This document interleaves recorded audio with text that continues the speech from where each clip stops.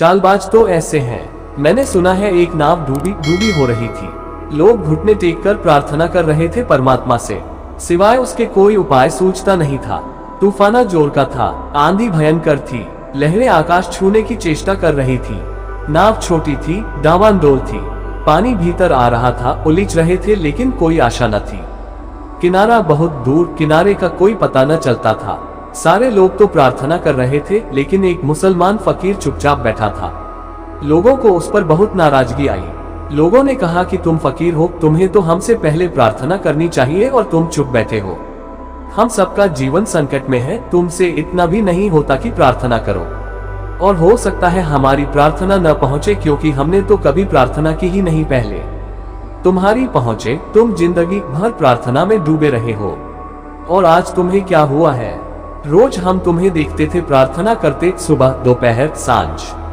मुसलमान फकीर 5 दफा नमाज पढ़ता था। आज तुम्हें क्या हुआ है? आज तुम क्यों किनकर तव्यविमुख मालूम होते हो? लेकिन फकीर हंसता रहा, नहीं की प्रार्थना, और तभी जोर से चिल्लाया कि रुको, क्योंकि लोग प्रार्थना कर रहे थे। कोई कह रहा था कि जाकर मैं 1000 रुपये दान करूंगा, कोई कहता था कि मस्जिद को दे दूंगा, कोई कहता था चर्च को दान कर दूंगा, कोई कह रहा था कि संन्यास ले लूंगा सब छोड़कर।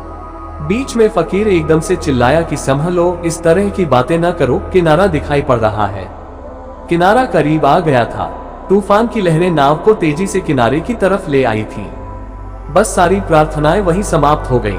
अधूरी प्रार्थनाओं में लोग उठे गए, अपना सामान बांधने लगे, भूल ही गए प्रार्थना और परमात्मा को। तब फकीर प्रार्थना करने बैठा। लोग हंसने लगे। उन्होंने कहा, तुम भी एक पागल मालूम होते हो, अब क्या प्रार्थना कर रहे हो? अब तो किनारा करीब आ गया। उस फकीर ने कहा कि मैंने सद्गुरुओं से सुना है नावें मझधार में नहीं डूबती, किनारों पर डूबती हैं। मैंने सद्गुरुओं से सुना है कि मझधार में तो लोग सचेष्ट होते हैं, सावधान होते हैं, किनारों पर आकर बेहोश हो जाते हैं। मैंने सद्गुरुओं से सुना है कि मझधार में तो लोग प्रार्थनाएं करते हैं, परमात्मा को पुकारते हैं, किनारा करीब देखते ही परमात्मा को भूल जाते हैं। फिर कौन फिक्र करता है? जब किनारा ही करीब आ गया तो कौन परमात्मा की फिक्र करता है? चालबाज तो ऐसे हैं, बेईमान तो ऐसे हैं कि जिनका हिसाब नहीं। ओशो।